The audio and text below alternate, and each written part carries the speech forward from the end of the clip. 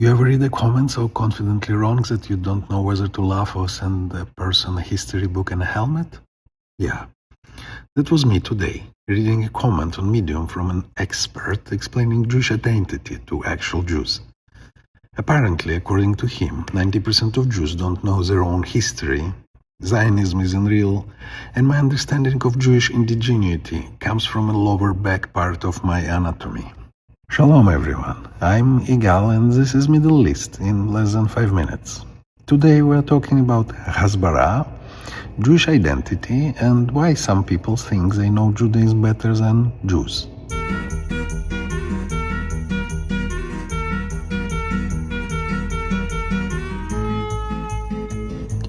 Let's start with the basics. Hasbara isn't a conspiracy. This guy opens by lecturing me about Hasbara, like he unlocked a secret CIA file. Buddy. Hasbara literally means explanation. That's it. Not mind control, not propaganda, just explaining things. But here's where it gets funny. He insists he knows the real Jewish history. Well, apparently, 90% of Jews worldwide are too ignorant to understand their own identity. You know what it sounds like? Someone telling Italians they misunderstood what pasta is. Or telling Armenians they invented their genocide stories. The arrogance is Olympic level. The data he forgot to Google. Here's what he doesn't know. Every major Jewish survey, PW, AJC, JPPI, shows 80 to 90% of Jews identify with Israel as central to Jewish identity. Not 10%, not 40, up to 90. But when the data doesn't fit the narrative wins, at least in his head. The Iraq War analogy. Wait, what? At some point, he gave up on history and yelled, "This all reminds me of the Iraq War." Amazing.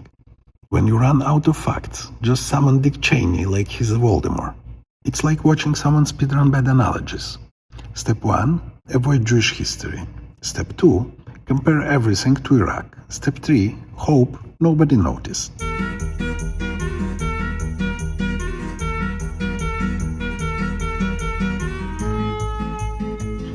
The Greater Israel Master Plan, straight from conspiracy forums.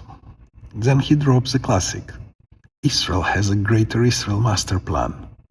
Look, buddy, the only place this master plan exists is on internet forums from 2003 next to moon landing denial threads.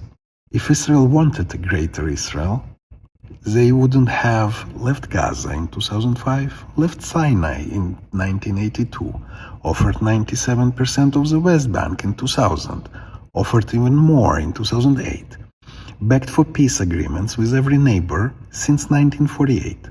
The facts and the conspiracy have never ever met. I'm bidding farewell to Western civilization because of Zionism. And then, the finale. He claims Zionism is destroying the greatest civilizations on Earth.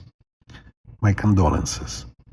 Imagine believing that the thing threatening civilization is 0.2% of the world's population, most of whom are software engineers, accountants, and your dentist. Meanwhile, he bravely fights them all from his laptop.